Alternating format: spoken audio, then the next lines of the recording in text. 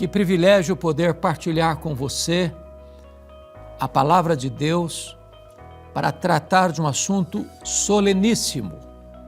Eu quero conversar com você sobre o julgamento do Supremo Juiz. E vamos basear esta mensagem no Salmo 82, versos de 1 a 8. Vamos ouvir a leitura deste texto. Até quando julgareis injustamente, tomareis partido pela causa dos ímpios? Fazei justiça ao fraco e ao órfão, procedei retamente para com o aflito e o desamparado. Socorrei o fraco e o necessitado, tirai-os das mãos dos ímpios. Eles nada sabem, nem entendem, vagueiam em trevas, vacilam todos os fundamentos da terra. Eu disse, sois deuses, sois todos filhos do Altíssimo. Todavia, como homens, morrereis e como qualquer dos príncipes, haveis de sucumbir. Levanta-te, ó Deus, julga a terra, pois a ti compete a herança de todas as nações. O Salmo 82 é um salmo de Asaf. E esse salmo retrata para nós como Deus, o Supremo Juiz, está na Assembleia dos Juízes, presente diante dos julgamentos das cortes, diante das decisões dos tribunais, como testemunha. E o salmo começa desta maneira: Deus assiste na congregação divina, no meio dos deuses estabelece o seu julgamento. A palavra Deus no começo é Elohim, e a palavra deuses é a mesma palavra hebraica Elohim. É como Deus dando aos juízes, aos magistrados, àqueles que julgam a mais alta honra, o mais alto privilégio. Entretanto, todos os juízes da terra que estão julgando as causas, nos tribunais e nas cortes, estão fazendo isso na presença de Deus. Deus, como supremo juiz, reto juiz, justo juiz, está presente, a todos conhecendo e a todos sondando. Portanto, qualquer tribunal, ao exercer o seu julgamento, o faz na presença daquele que é o reto e supremo juiz de toda a terra. Mas agora Asaf vai tratar dos juízes de Israel que tantas vezes se renderam à corrupção, tantas vezes venderam a sua consciência, tantas vezes torceram a lei para negar justiça aos inocentes, para favorecer aos poderosos. E Asaf vai denunciar esta prática tão recorrente na história do povo de Israel. E a primeira denúncia do profeta de Asaf, que é um salmista, que exerce um papel profético, é como se ele estivesse pregando um sermão aos juízes de Israel. Ele denuncia a injustiça contínua. No verso 2, até quando julgareis injustamente? Essa é uma pergunta retórica. A prática da injustiça nos julgamentos não era uma exceção, era uma regra. Todo o aparato da justiça de Israel, seja das 10 tribos do norte, seja do reino do sul, tantas vezes, ou muitas vezes, sucumbiram a esse esquema de corrupção, a ponto de o profeta perguntar, até quando julgareis injustamente? Era uma prática contumaz, constante, de vender sentenças, de favorecer os poderosos, de negar a justiça aos inocentes. Mas, em segundo lugar, o profeta trata da parcialidade na aplicação da justiça no verso 2b, e tomareis partido pela causa dos ímpios. Na verdade, todos nós conhecemos o emblema da justiça. É uma mulher com a balança na mão e com os olhos vendados. E o que isso significa? Significa que a justiça, ela tem que ter equidade. É uma balança. Não pode ter 2 pesos e 2 medidas. Não pode tomar partido por um lado em detrimento do outro. Por isso, o que se requer dos tribunais é que eles julguem de acordo com a lei para estabelecer a justiça, para, desta maneira, defender o direito do inocente.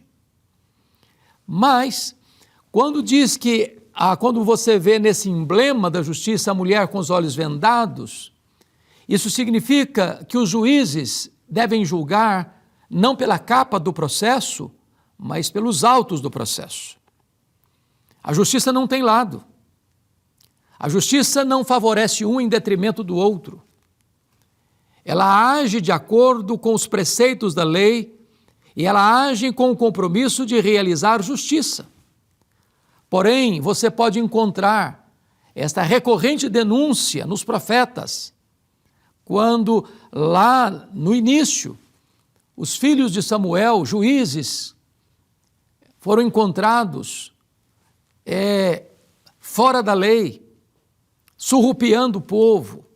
Você vai encontrar o profeta Isaías denunciando as cortes. Você vai encontrar o profeta Jeremias denunciando os tribunais. Você vai encontrar o profeta Miqueias dizendo que havia uma espécie de complô em Israel, daqueles que governavam, daqueles que legislavam, daqueles que julgavam, para que todos urdissem a trama.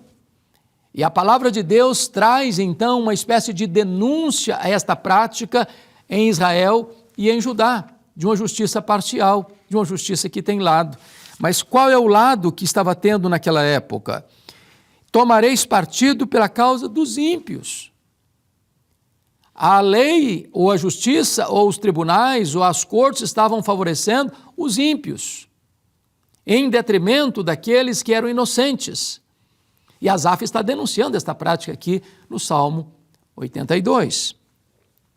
Se você perceber comigo nos versos 3 e 4, Asaf vai tratar aqui de quais eram as pessoas que estavam sendo injustiçadas nos tribunais. Ele diz: fazei justiça ao fraco e ao órfão, procedei retamente para com o aflito e o desamparado, socorrei o fraco e o necessitado, tirai-os das mãos dos ímpios. Então eu chamo a sua atenção para os nomes aqui. Notem: fraco, órfão, aflito, desamparado, necessitado. Estas pessoas são uma espécie de emblema, retrato de todos aqueles que recorriam aos tribunais de Israel e não encontravam guarida para o exercício da justiça, para a defesa dos seus direitos.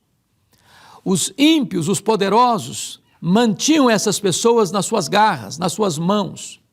E aqueles que estavam se sentindo lesados nos seus direitos recorriam às cortes, aos tribunais, mas não logravam êxito, não encontravam qualquer ressonância nas suas reivindicações, no seu pedido. E desta maneira, eles não encontravam qualquer suporte nos tribunais para a defesa dos seus direitos. Mas agora, ainda, é muito importante destacar que o profeta Asaf vai agora tratar não apenas das injustiças que estavam sendo praticadas nos tribunais, mas ele vai denunciar o caráter dos juízes. Vejamos isso. A partir do verso 5, está escrito assim: eles nada sabem, nem entendem. É claro que Asaf não está dizendo aqui que os juízes não tinham douto saber jurídico, que eles não eram homens preparados ou desconhecedores da lei. Não, a questão não é esta. A questão aqui não é de ignorância intelectual, mas de ignorância moral. Os juízes de Israel, embora conhecendo a lei, não aplicavam a lei. Embora sendo eles guardiões da lei para defender a justiça, eles torciam a lei e assim eles não aplicavam a justiça. Era uma ignorância deliberada para não atender à necessidade do exercício da justiça em Israel. Mas ainda mais, está escrito, eles vagueiam em trevas. E o que isso significa? É claro que o problema desses juízes de Israel não era cegueira, é que eles amavam mais as trevas do que a luz. Eles tinham tomado um partido ao lado das trevas. Eles não exerciam a justiça deliberadamente. E o texto então nos informa que, aos olhos de Deus, eles vagueavam em trevas, porque tinham abandonado a luz da verdade, a luz da justiça, a luz da equidade, a luz do direito, para caminharem por estradas sombrias e tenebrosas. Mas há um fato aqui da mais alta importância para entendermos. O profeta diz, vacilam todos os fundamentos da terra. O que significa isso? No Salmo 11, verso 3 está escrito, ora, destruídos os fundamentos, o que poderá fazer o ímpio? Quando os princípios, quando os valores, quando os pilares da sociedade, quando o fundamento da sociedade é destruído, quando se arranca essas colunas, quando se dinamita aquilo que dá sustentação à sociedade, o que acontece é o transtorno, é a tragédia. Você pode encontrar isso ao longo da história da humanidade. E a Bíblia faz referência, por exemplo, ao reinado de Herodes o Grande, que mandou matar as crianças de Belém, porque soube que tinha nascido um menino para ser rei, e ele não aceitava a possibilidade de perder o trono. Quantos transtornos, quanta opressão, quanta violência, quantos lugares onde os regimes totalitários se estabeleceram, trazendo transtorno à sociedade, porque faltou, no momento certo, as cortes, os tribunais exercerem legitimamente a justiça, aplicando a lei. Então, Asaf conclui o seu argumento dizendo que, muito embora os juízes nas mais diferentes cortes, mundo afora, como lá no antigo Israel, tinham recebido de Deus a mais alta honra e eram chamados de deuses, as pessoas os consideravam como deuses, o reto juiz, o supremo juiz, diz no verso 7, todavia, como homens morrereis, e como qualquer dos príncipes, haveis de sucumbir. Ou seja, os poderosos da terra são mortais. O mesmo Deus que coloca no trono, tira do trono. Ele levanta reis e abate reis. O único que jamais será apiado do poder é o Deus Todo-Poderoso, é o reto juiz. E então, o clamor do salmista, diante da realidade de não encontrar ressonância ao pedido de socorro da justiça, é recorrer ao reto juiz. E ele termina o salmo assim, levanta-te, ó Deus, julga a terra. Há um momento em que as pessoas não têm esperança nos tribunais da terra e eles precisam recorrer em oração ao tribunal do céu, ao reto juiz. E aqui há um clamor para que Deus se levante para julgar a terra. E há uma declaração, pois a ti compete a herança de todas as nações. Haverá um dia em que o reto juiz vai se assentar no trono e vai julgar as nações. Esse juiz já está escalado, é o Senhor Jesus. Todos estarão diante dele, grandes e pequenos, reis e vassalos, servos e chefes, todos. E a Bíblia diz que nesse tribunal a justiça será feita. E a Bíblia diz que diante desse reto juiz todo joelho vai se dobrar e toda língua vai confessar que Jesus Cristo é Senhor, para a glória de Deus Pai. E ele vai colocar todos os seus inimigos debaixo dos seus pés e vai reinar pelos séculos dos séculos. Que esta mensagem de Deus, do Salmo 82, toque o seu coração, o meu coração, para que nós tenhamos fome e sede de justiça. Vamos orar. Eu te peço, Deus, que tu apliques a tua palavra ao coração de todos aqueles que estão nos assistindo, para que temam e tremam diante de ti, o reto juiz. Oramos assim, em nome de Jesus. Amém.